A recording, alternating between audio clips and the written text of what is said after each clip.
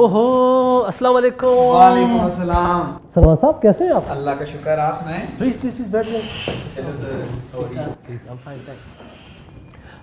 अच्छी किस्म की 2 कॉफ़ियाँ और साथ में क्या लेंगे आप? कुछ बिस्किट वगैरह साथ में ले प्लीज़। सर असल में वो क्या वो?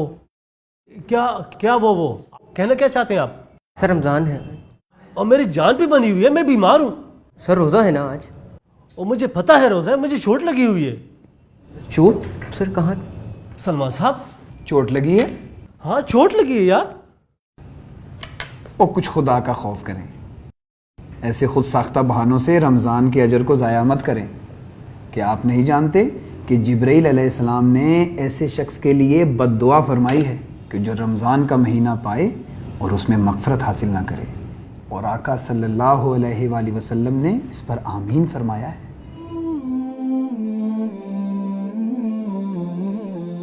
ए ईमान वालो, तुम पर रोजे फर्ज किए गए जिस तरह तुमसे पहले लोगों पर फर्ज किए गए थे, ताकि तुम परहेजगार बनो।